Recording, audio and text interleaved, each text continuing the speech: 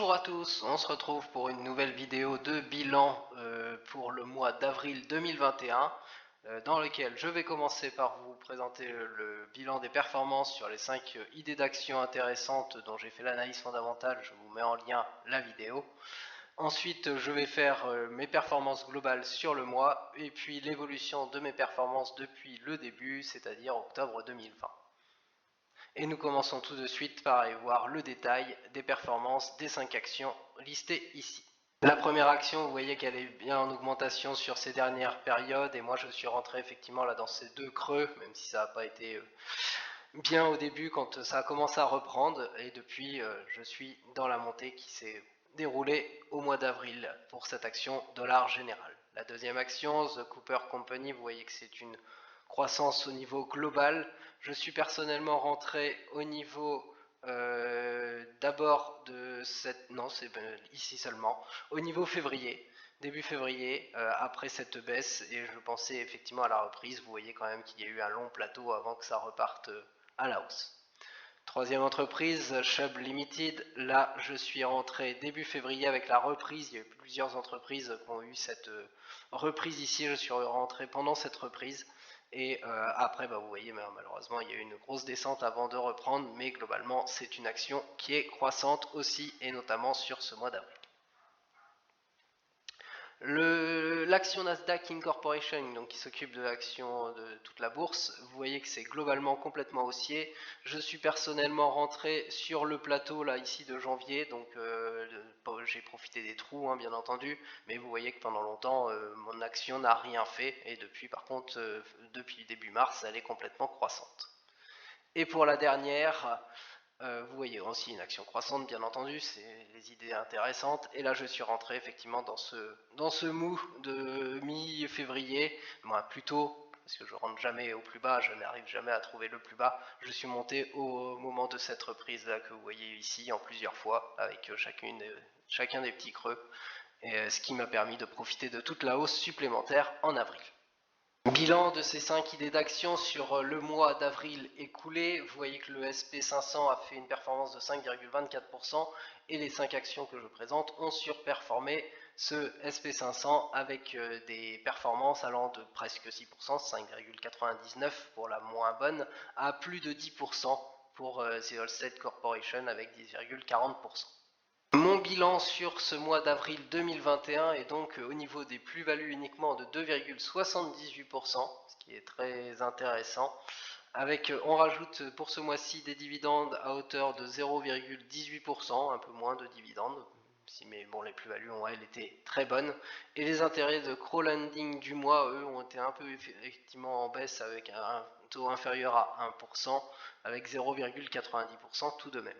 Le gain du mois s'élève donc à une nouvelle performance très intéressante après 2 mois à 2,4% de performance, et cette fois-ci c'est 2,65% de performance pour continuer cette belle aventure. Mon bilan au niveau global, c'est-à-dire depuis octobre 2020 par rapport au capital que j'investis et que je n'arrête pas d'investir, donc ça fait descendre les premières stats bien évidemment des premiers mois. Et donc ça fait un bilan sur 7 mois. Mon total au niveau des plus-values est de 16,34% sur des actions en bourse avec une stratégie de swing trading sur des actions à la fois à croissance et à dividende, mais je m'intéresse surtout au niveau de la croissance, au niveau du swing trading. On rajoute à cela un total des dividendes de 0,78%, donc ça nous fait un total au niveau de la bourse qui maintenant s'élève à plus de 17% en 7 mois, ce qui est vraiment une performance très intéressante. Au niveau des intérêts de crowdlending, donc là c'est totalement passif, on est vraiment sur presque du 1% par mois, avec on obtient du coup 6,95% sur les 7 mois écoulés, ce qui me donne un total par rapport au montant complet investi. Bien entendu, j'ai beaucoup plus d'argent, vous le comprenez très vite avec les chiffres, j'ai beaucoup plus d'argent en bourse que sur le crowdlending, c'est vraiment histoire d'avoir un petit plus. Avec un gain total de 15,48% sur ces 7 mois, maintenant en route vers les 20%. Et puisque ça fait 7 mois, je me suis dit c'est intéressant de voir, puisqu'on a tous en tête sur un quelconque site de calcul d'intérêt composé, on nous parle toujours, vous mettez 1000 euros au tout départ, vous faites des versements réguliers par mois, avec un exemple de 100 euros, vous pouvez faire facilement un investissement qui tourne à 10% par an en bourse, et donc sur les 30 années, vous avez ce beau schéma avec une belle exponentielle, avec notamment en bleu foncé les intérêts, et donc les intérêts qui dépassent largement tout ce que vous avez pu mettre au niveau valeur.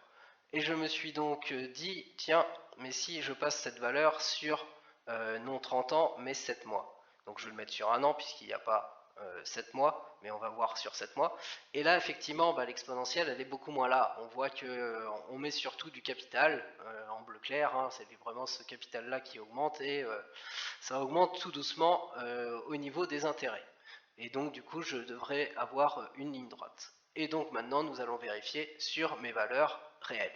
Et voici donc le résultat sur mes données réelles. Bien entendu, je ne vous ai pas mis la légende avec les chiffres, je vous ai juste mis des traits. Après, à vous de voir s'il s'agit de 100 euros, 500, 1000 ou 10 000, on s'en fiche. L'idée, c'est de voir les pourcentages, c'est pour ça que je vous parle de pourcentage, pour vous montrer ce qui est possible de faire. Après, peu importe les montants, à vous de voir les montants dont vous disposez. Et vous voyez ce graphique où effectivement je mets énormément de budget sur les 4 premiers mois. J'ai un peu ralenti ces 3 derniers mois, mais normalement ça va pouvoir reprendre de plus belle. Et on voit que c'est moins linéaire que ça. On commence à avoir une mini exponentielle sur les derniers mois. Faut vraiment l'imaginer, hein.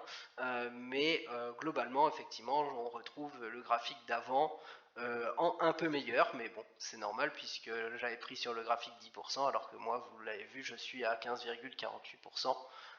Sur ces derniers mois. Mais ce qui sera intéressant de voir, c'est est-ce que dans les prochains mois, j'arrive à maintenir ce cap et à faire en sorte que ça devienne une exponentielle.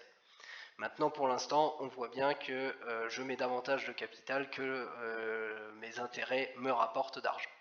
Et je termine donc par ce graphique qui compare tous les mois depuis les 7 mois, avec, vous voyez, des performances qui sont en augmentation depuis le début de l'année, mais qui ne valent pas effectivement les grosses augmentations qu'il y a eu en fin d'année dernière avec les élections américaines, puis l'annonce des vaccins.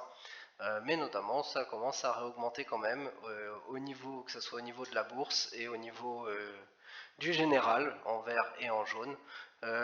Au niveau des dividendes aussi, ça augmente. Vous voyez la partie bleue qui réaugmente aussi. Par contre, au niveau du crowdlending, bon voilà, c'est effectivement fluctuant. Et voilà, je vous laisse ici. Je vous remercie pour avoir regardé cette vidéo et je vous souhaite une bonne journée et je vous dis à bientôt pour une prochaine vidéo.